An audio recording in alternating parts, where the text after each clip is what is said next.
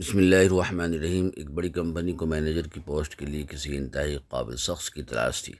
تاہم پینٹ کوٹ پہنے ہوئے اعلیٰ تعلیم یافتہ امیدواروں کے درجن انٹرویوز کے باوجود کوئی بھی امیدوار یہ نوکری حاصل کرنے میں کامیاب نہیں ہو پا رہا تھا۔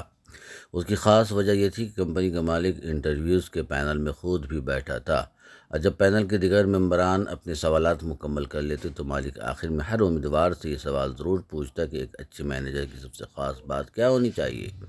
اس سوال کے جواب میں کوئی امیدوار کہتا ہے کہ ایک اچھے مینیجر کو وقت کا پابند ہونا چاہیے، کسی کا جواب ہوتا ہے کہ اسے پروفیشنل ہونا چاہیے، کوئی کہتا ہے کہ اسے شکورڈ ہونا چاہیے۔ اسی طرح کوئی تجربہ کاری، کوئی ذمہ داری تو کوئی ایمانداری کو اچھے مینیجر کی پہچان بتاتا۔ تاہم کمپنی کے مالک ان میں سے ہر جواب بغیر تسلی بخش انداز میں خاموش ہو جاتا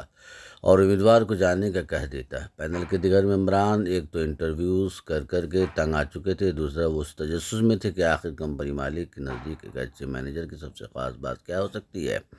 انہوں نے خود بھی اس سوال کا جواب کمپنی کے مالک سے جاننے کی کوشش کی، تاہم مالک نے اپنا مطالبہ جواب کسی پر ظاہر نہیں کیا اور پینل کو انٹرویوز جاری رکھنے کو کہا۔ ایک روز سادہ سے کپڑوں میں ملوث اور عام سے حلیے والا نوجوان انٹرویو دینے آ گیا۔ اسے دیکھ کر پینل کے ممبران طنزیہ انداز میں ایک دوسرے کی طرف دیکھنے لگے،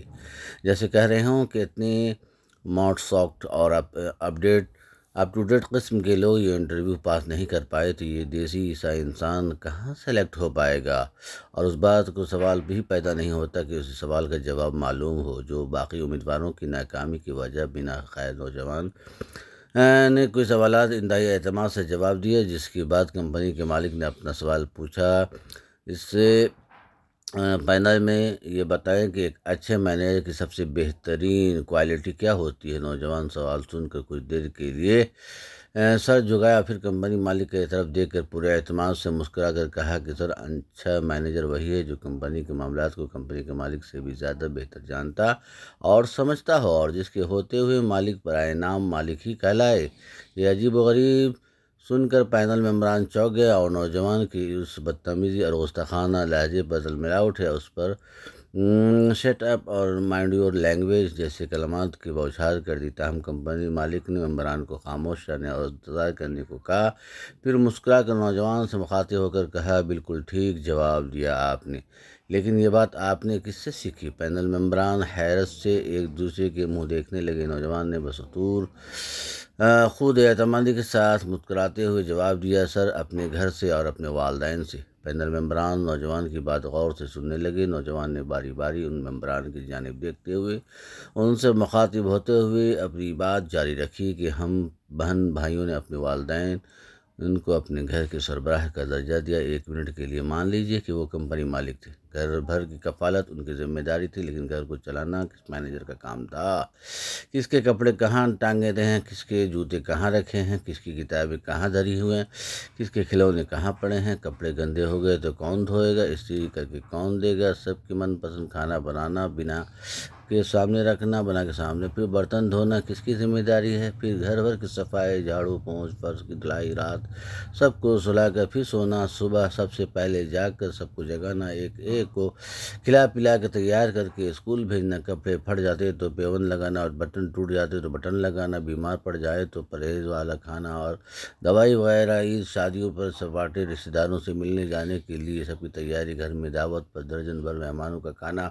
بنانا، سر میں تیل ڈالنا، جو بھی گانا بخار میں ماتھے پر پٹیاں رکھنا، مالش کرنا، پھر کھیر بھی، حلوہ بھی، یہ بھی کبھی زردہ بھی، شربت بھی، ابلے ہوئے انڈے بھی، اور نہ جانے کیا کچھ سب مینیج کرنے والا میری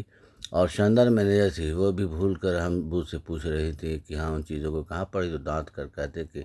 مجھے کچھ معلوم نہیں، اپنی امی سے پوچھو، اور اس سے اس طرح مزیدار بات کی خود ابو کا موبائل، پرس، کپڑے وغیرہ،